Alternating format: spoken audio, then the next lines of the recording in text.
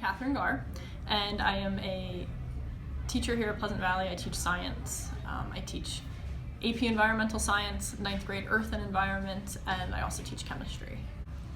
With my AP class, we do a lot of lab-based stuff, so any kind of science, I try to not just be talking about it. I try to put them in the position of doing that throughout the year. Like currently, they're brought soil samples in from their own property at home, and we're going through and testing the different soil needs, like who's deficient in nitrogen, who has too much of it, so that they get to know what's there.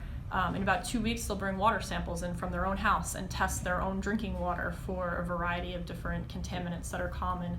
A big project that I do with them for the last marking period and a half of the year, they have to pick an action project. And it's anything we've covered this year.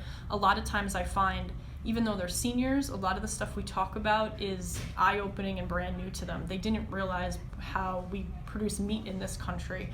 They didn't realize how many people are hungry. They didn't realize that farming has an effect on waterways far away. So they pick what they are passionate about, and now they have to plan something to have an effect on that. I have one girl who has decided Pleasant Valley's recycling program could definitely be improved.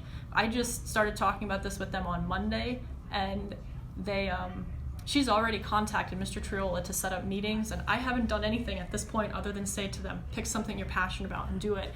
And her goal is to increase the amount of recycling here in the building, increase the correctness of the recycling. There's a lot of confusion about what can and cannot go in the bins, and my job is to just sit back and advise her if she has questions, help her figure out, problem solve, but really to let them take the lead on doing something. I think the first part of conservation is the awareness of how everything you do has an effect. And you can't live life without having an effect, but there are choices you can make to lessen your effect. But when you're not even aware that this is going to have a consequence, that drinking straw you use for 10 minutes, that packaging you get when you go into McDonald's, when you opt to take it in the takeout bag instead of on the tray, that can then lead us into a whole realm of how do we protect our resources. You don't need to be out there, I tell the kids, you don't have to be out there chaining yourself to a tree. You can make choices here within your own personal life and your family life that lessen what you're doing, so that we can have our lifestyle and maintain it for a long time without depleting what we have here on the planet. And the other thing that I tell my kids is it doesn't take a huge number of people to make a change in something.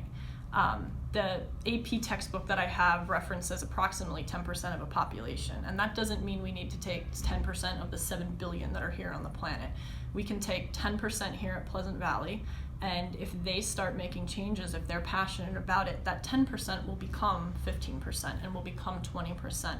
And from starting someplace small, which often feels much more manageable to people, when you look at the whole big thing on your own from far out, you're like, I can't do anything about this. What is this going to do? But you start in a small step, and the next thing you realize, it has spread through, and you've caused there to be improvements in the world. And you can do that without taking on everybody. You can do it in a small scale.